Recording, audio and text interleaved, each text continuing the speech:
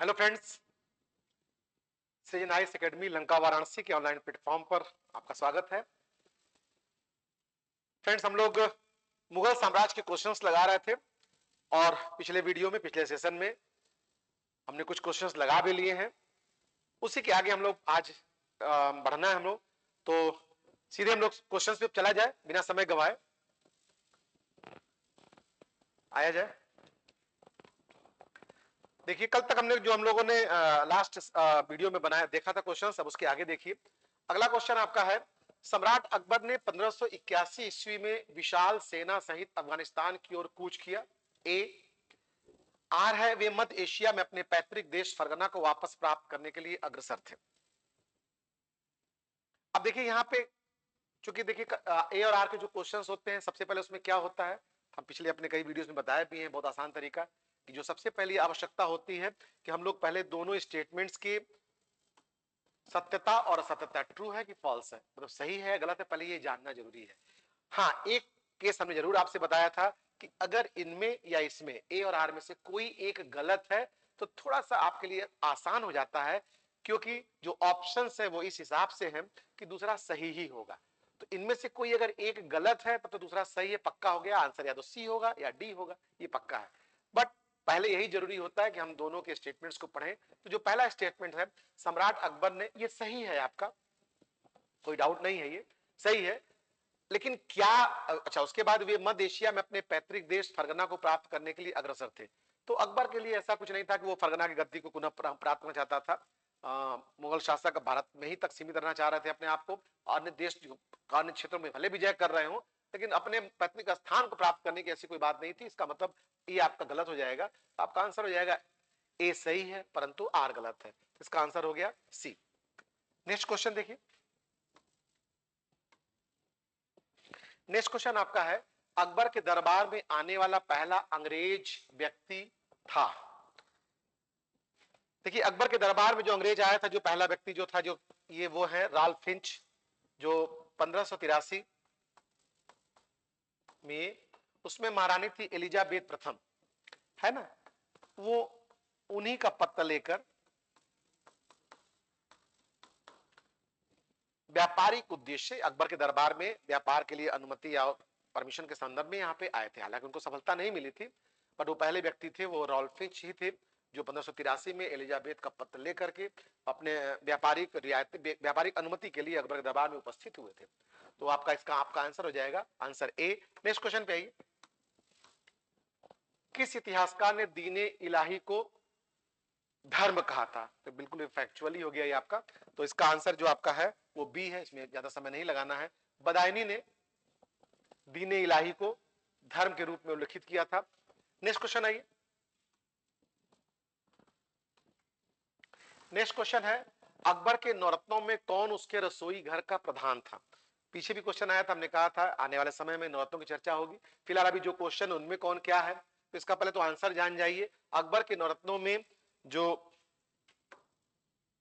उनका रसोई घर का प्रधान था वो हकीम हुमाम थे। हालांकि ये केवल रसोई घर के प्रधान ही नहीं थे, बल्कि ये कवि भी थे, विद्वान भी थे। केवल यही नहीं है, बल्कि ये कवि भी थे, विद्वान भी थे।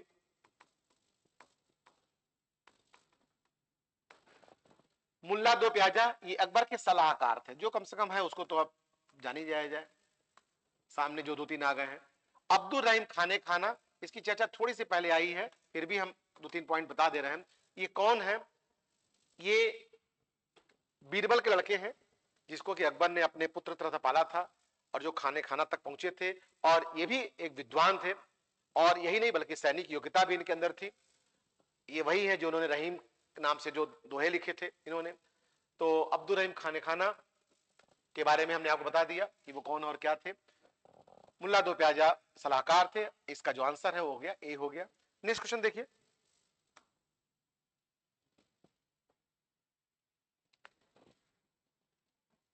इस क्वेश्चन को देखिए, कल इस पे पूरी पूरी चर्चा हो चुकी है।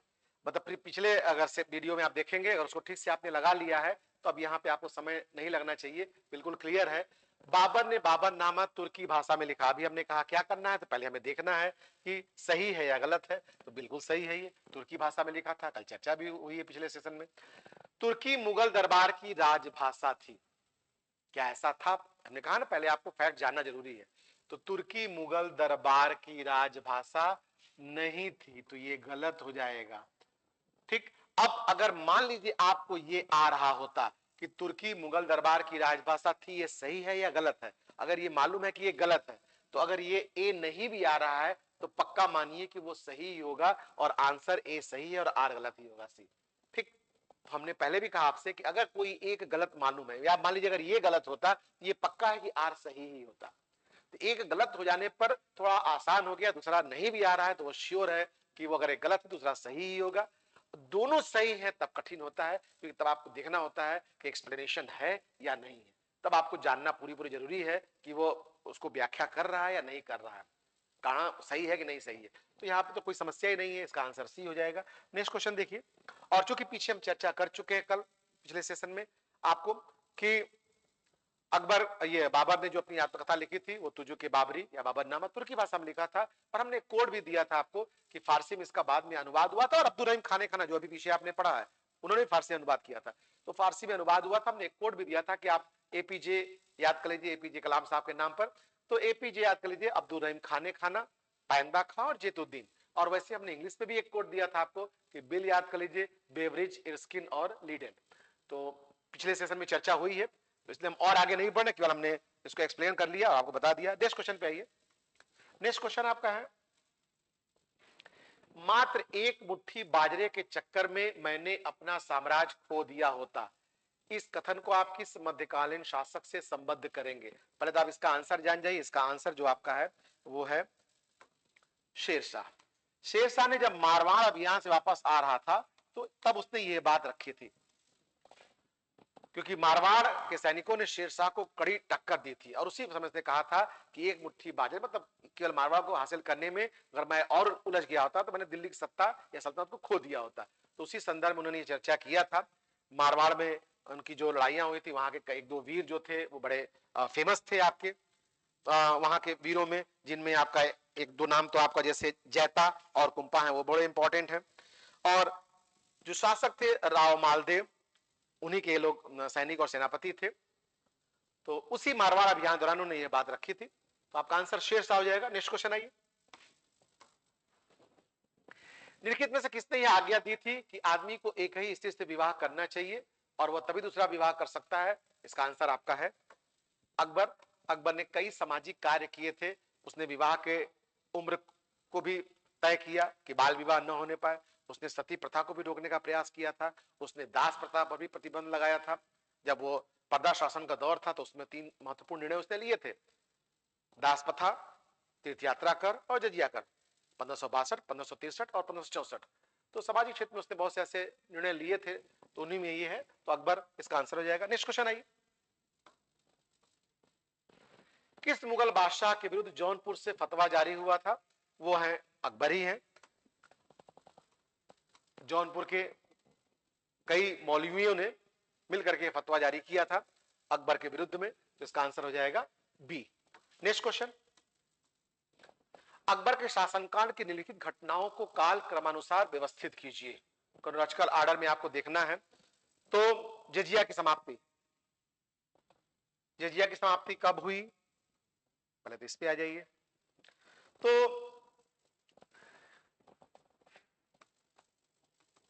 हमने कहा था कि अकबर के पर्दा शासन, मतलब 1560 से जो 64 तक का समय था, उसको कहते हैं पेटीकोट सरकार या पर्दा शासन।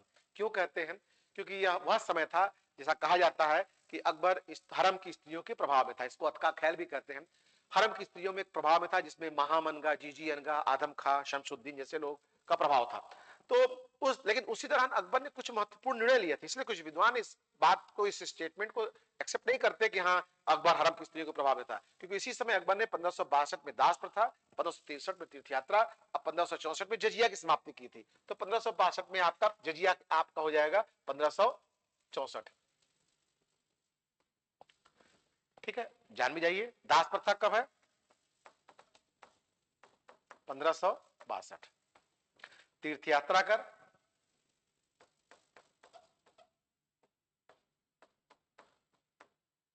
समाप्त किया था 1563। और जजिया अभी आपने ऊपर देख ही लिया 64, तो 1564। ठीक है, दास प्रथा, तीर्थ यात्रा कर और जजिया। इबादत खाने का निर्माण पिछले वीडियो में आ चुका है। ये 1575 में अपनी राजधानी फतेहपुर में अकबर ने प्रार्थना भवन का निर्माण किया था। जस्ट प्रीवियस आप अपने वीडियो में देखिएगा, इसकी चर्चा हो चुकी है। क्या था इबादत खाना, क्या था धर्म संसद, उसको क्यों बदल दिया गया, फिर बाद में महजर की घोषणा आदि सब। महजर पर हस्ताक्षर ये भी आप जान रहे हैं 1579। कल हम पिछले सेशन में कहा भी था क्रोनोलॉजी आता है। और दीन इलाही की स्थापना 1582। अब आप यहां से लगा लीजिए, कहीं कोई समस्या ही नहीं है। 1564, 75, 79, 1 2 3 4 आपका ए आंसर हो जाएगा, कहीं कोई बात ही नहीं है। नेक्स्ट क्वेश्चन पे आइए। अकबर के संदर्भ में निम्नलिखित कथनों पर विचार कीजिए। ठीक, अब ऐसे में हमने आपसे हमेशा कहा पहले ढूंढ लीजिए कि सही पूछ रहा है गलत पूछ रहा है। कह रहा है कि सही कथनों का चयन आपको बताना है, तो सही कथनों के चयन में आप आ जाइए। सही कथनों का चयन, तो नंबर 1 राज्याभिषेक कलानौर में हुआ, इंपॉर्टेंट भी है। पिछले में हमने चर्चा भी किया था कि पिता हुमायूं की मृत्यु के बाद जब उस समय सूचना मिला तो अकबर पंजाब में ही था, कलानौर में, गुरदासपुर में, वहीं उसका राज्याभिषेक कर दिया गया। तो बिल्कुल सही है, कलानौर में हुआ, इंपॉर्टेंट है। बैरम खां रक्षक थे, बिल्कुल ये भी सही है। पानीपत के द्वितीय युद्ध में हेमू को हराया, चर्चा हो चुकी है कि अकबर अभी कलानौर से पंजाब से दिल्ली पहुंचता, उसके पहले ही आदिल शाह सुर का सेनापति हेमू पहुंच गया, और ऐसी स्थिति में सत्ता के लिए लड़ाई होनी थी। वो दिल्ली गद्दी पर हेमू बैठा पड़ा हुआ है, और उसने विक्रमादित्य की उपाधि धारण की थी। वहां का मुगल जो संरक्षक था, किले का संरक्षक, वो भाग गया था। तो ऐसी स्थिति में मुगल और हेमू के बीच में युद्ध हुआ था, वही पानीपत का दूसरा युद्ध है, और जिसमें हेमू परास्त हुआ था। ठीक, ये भी सही हो गया। फिर कह रहा बैरम खां की विधवा पत्नी सलीमा बेगम से विवाह की, ये भी सही है। इसका मतलब इसमें सभी आपका सही हो गया, इसका आंसर डी हो जाएगा। नेक्स्ट क्वेश्चन, इन्हीं से अभी जो आपने चर्चा कर रहे थे, जो अब्दुल रहीम खाने खाना, इन्हीं का लड़का था। इसको अकबर ने अपने लड़के तरह से उसका परवरिश किया था, जो बाद में खाना खाने के पद तक भी गए, और उनके दोहे जो है फेमस है, रहीम के दोहे, वो भी उस क्षेत्र में ख्याति मिली उन्हें। नेक्स्ट क्वेश्चन पे आइए। अकबर के समय निम्नलिखित घटनाओं का सही क्रम है, तो अमन 3 तो हमने पीछे ही बता दिया अभी जस्ट। दास प्रथा कांड कब है, 1562, अभी चर्चा हुई है। तीर्थ यात्रा कर 1563, जिजिया पिछले क्वेश्चन में था ही 1564। और ये अभियान जो हुआ था मालवा पर, वो बिल्कुल शुरुआत, अभियान यहीं से शुरुआत ही हुआ था अकबर के समय में, मालवा 1561 में। यहाँ का शासक थे बाज बहादुर, जो संगीत और नृत्य में बड़े निपुण थे, उन्होंने अधीनता भी स्वीकार की। तो 1561 सबसे पहले हो जाएगा, इसका मतलब 4, उसके बाद फिर 3, सॉरी 61 के बाद 4 1 3 2, 4 1 3 2, थोड़ा सा आपको ध्यान देना पड़ेगा, देखिएगा 4 1 3 2, वो सही है। नेक्स्ट क्वेश्चन पे आइए। बाबर ने प्रसिद्ध तुलगुनमा नीति का प्रयोग सर्वप्रथम किस युद्ध में किया? बाबर जब अपने यहां फरगना में था, जब उज्बेगों से वो परेशान था, उबैदुल्ला खान शैबानी खान, तभी उसने भारत की ओर आक्रमण करने का निर्णय लिया था, उज्बेगों से त्रस्त होकर के। तो ऐसी स्थिति में उन्हीं उज्बेगों से ही इसने तुलगुमा युद्ध पद्धति सीखी थी। ये क्या है, ये तोपों और सैनिकों को किस तरीके से युद्ध के समय व्यवस्थित किया जाए, उनका विन्यास कैसे रखा जाए, वही वो पद्धति है। और इसका सबसे पहली बार प्रयोग बाबर ने पानीपत के युद्ध में किया था। इसका आंसर हो जाएगा सी, प्रथम युद्ध में। और किससे सीखा था? उज्बेगों से सीखा था। नेक्स्ट क्वेश्चन, अकबर जिस सूफी संत का बड़ा आदर करता था और जिसके आशीर्वाद से शहजादा सलीम, तो अकबर सलीम नाम से भी हो जाएगा, सलीम चिश्ती, जो चिश्ती सिलसिले के हैं, उनका बड़ा सम्मान करता था, और उन्हीं के आशीर्वाद से सलीम का जन्म हुआ था। और सलीम का जन्म भी कहां हुआ था? सलीम का, जहांगीर का, इनका जन्म जो हुआ था एक खानकाह में हुआ था। ये भी क्वेश्चन आता है, जन्म खानकाह में। इसीलिए अकबर ने अपने पुत्र का नाम भी, जो जहांगीर है, उसका नाम भी उसने सलीम रखा, और अकबर प्यार से सलीम को शेखू बाबा भी कहता था।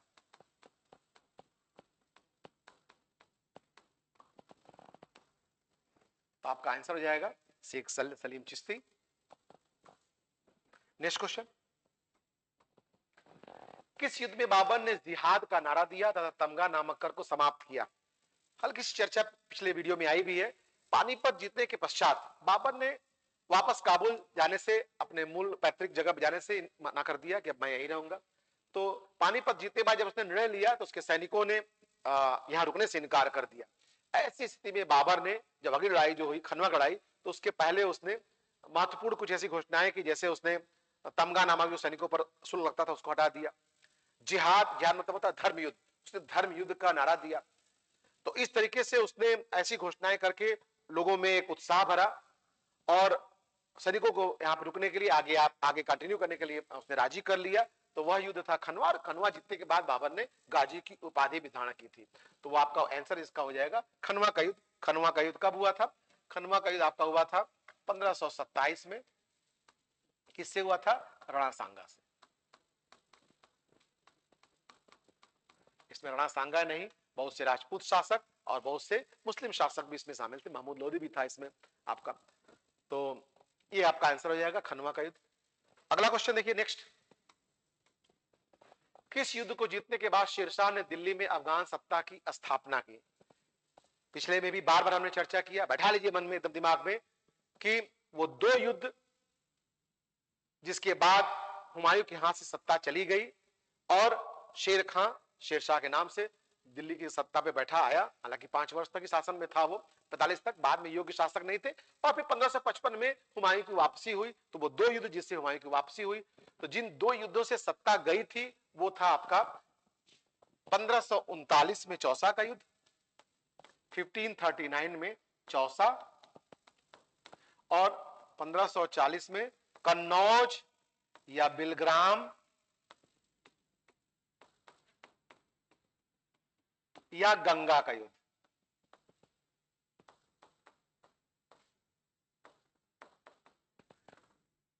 इस युद्ध के बाद हुमायूं तो भाग गया, भागना पड़ा उसको, चर्चा भी किया हमने, नदी में कूद गया था। तो निर्णायक जो युद्ध होगा जिसके बाद सत्ता हाथ से एक्चुअली में चली गई और हुमायूं चला गया, अमरकोट के राजा वीर शाह ने उसको संरक्षण दिया था, 15 वर्ष वो बाहर बारी रहा। उसी दौरान उसका विवाह भी हुआ था, उसी दौरान अकबर का जन्म भी हुआ था, और उसी दौरान हुमायूं ने काबुल, कांधार, पर्शिया के सहयोग से, और बाद में फिर लाहौर की विजय भी की थी। और इस 15 वर्ष में शेरशाह सूर्यवंश का शासन था, शेरशाह उसके उत्तराधिकारियों का। तो जो निर्णायक युद्ध था वो 1540 में कन्नौज या बिलग्राम। तो पहले तो आंसर हो जाए, बिलग्राम का युद्ध आपका आंसर हो गया। अब फिर वो दो युद्ध, सत्ता चली गई, अब वो दो युद्ध जिससे सत्ता हुमायूं को वापस मिली, ठीक, वो दो युद्ध कौन से थे? तो वो युद्ध थे मच्छीवाड़ा का युद्ध और सरहिंद का युद्ध। हमने कहा भी था, आप एमएस याद कर लीजिए, आसान रहेगा। मच्छीवाड़ा का युद्ध और सरहिंद, मच्छीवाड़ा पंजाब के क्षेत्र में ही है। तो मच्छीवाड़ा का युद्ध और सरहिंद का युद्ध, इन दोनों, पहले युद्ध में तो हैबत खां तार खां थे, लेकिन दूसरे युद्ध में जो सिकंदर शाह था वो परास्त हुआ था। तो कुल मिला जुला करके इन दो युद्धों के बाद हुमायूं को सत्ता वापस में मिल गई थी। तो मच्छीवाड़ा और सरहिंद, ये दोनों ही युद्ध 1555 में हुए थे, मई जून में। नेक्स्ट क्वेश्चन देखिए, किस अभियान के समय अचानक बारूद में विस्फोट हो जाने के कारण शेरशाह, तो वो कालिंजर अभियान था, 45 की बात है, कालिंजर अभियान पे गया था, तो किले की दीवार से टकरा कर ये गोला वापस फूट गया, जिसकी उसी से शेरशाह की डेथ हो गई थी। तो वो हो गया आपका कालिंजर, आपका दिया हुआ, ये डी आंसर हो गया। इसलिए डेथ को लेकर, जैसे शेरशाह की मृत्यु हो गई, जैसे हुमायूं की मृत्यु हुई सीढ़ियों से गिरकर, जैसे ऐबक की मृत्यु हुई घोड़े से गिरकर। तो 3-4 क्वेश्चन ऐसे हैं जो आ जाया करते हैं एग्जाम्स में। ठीक है, नेक्स्ट क्वेश्चन। नेक्स्ट क्वेश्चन आपका है, शेरशाह ने अशरफी रुपया दाम नामक नए सिक्के चलाए थे। ठीक है, तो देखिए, सबसे पहले तो रुपया आपको सभी होगा, ये सबको मालूम होगा रुपया। तो चांदी जहां जहां है आप पहले उसको पकड़ लीजिए आप। तो चांदी कहां कहां है? चांदी देखिए, एक को छोड़कर लगभग सभी में है चांदी। ठीक है,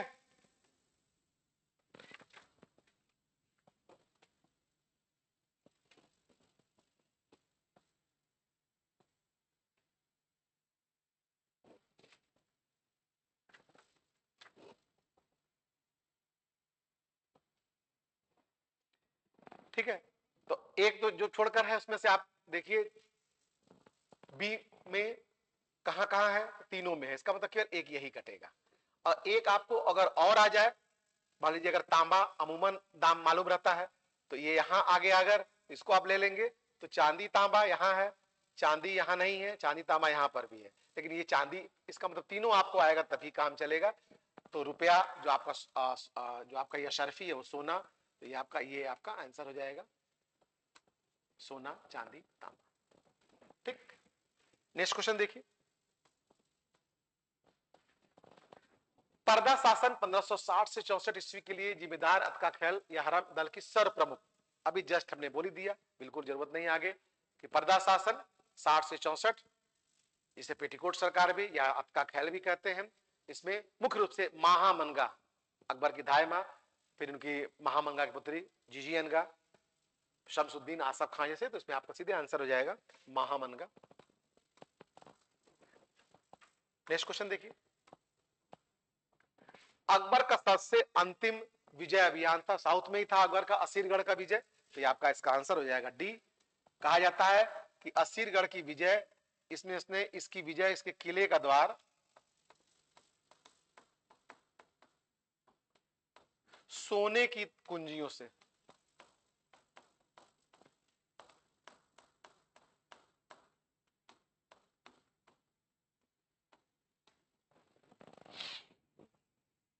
इसका अर्थ है ऐसा नहीं कि उसने किले को सोने की चाबी से खोला था, इसका अर्थ है कि इस किले को जीतने में उसने खूब अकूत धन संपत्ति बांटा था, वहां पर लोग उसको वहां के जो सुरक्षा के अधिकारी थे, और उस पैसे को खर्च कर उसने किले को खुलवा दिया था, तो उसका अभिप्राय यह है। तो असीरगढ़ की विजय इंपॉर्टेंट भी है। नेक्स्ट क्वेश्चन देखिए। किस जाट नेता ने बादशाह अकबर के मकबरे को हानि पहुंचाई तथा अकबर की कब्र को खोदकर उसकी हड्डियों जला दिया? तो वो आपका इसका आंसर है राजा राम। और ये घटना एक्चुअली में अकबर की चर्चा में आ तो गया, लेकिन ये है घटना औरंगजेब के समय की, कि औरंगजेब की धार्मिक नीति से नाराज होकर के इसने यहां विद्रोह किया था, जाटों ने जो विद्रोह किया था, जिसमें आपका गोकुला का भी पहले नाम आएगा राजा राम से पहले, तो गोकुला के बाद फिर राजा राम ने, यही राजा राम ने अकबर के मकबरे को क्षति पहुंचाई थी। अकबर का मकबरा कहां है? आगरा के निकट सिकंदरा। तो इतने क्वेश्चन आपके हो गए, महत्वपूर्ण। कुछ क्वेश्चंस और होंगे जो आपको नेक्स्ट वीडियो में आ जाएंगे, तो वैसे ही 4-5 सेट्स में आप देखिएगा विथ एक्सप्लेनेशन। इसको हम बल्कि कहेंगे कि क्वेश्चंस जो आप लगा रहे हैं वो सेमी क्लास भी कह लीजिए आपका हो जा रहा है, क्योंकि एक क्वेश्चन को लगाते हुए उस नोट से संबंधित वहां के आसपास की चीजों को भी कवर कर ले रहे हैं, तो एक सेमी क्लास भी कह सकते हैं, काफी कुछ आपका क्लियर हो जाएगा। तो मिलते हैं फिर नेक्स्ट में, थैंक यू।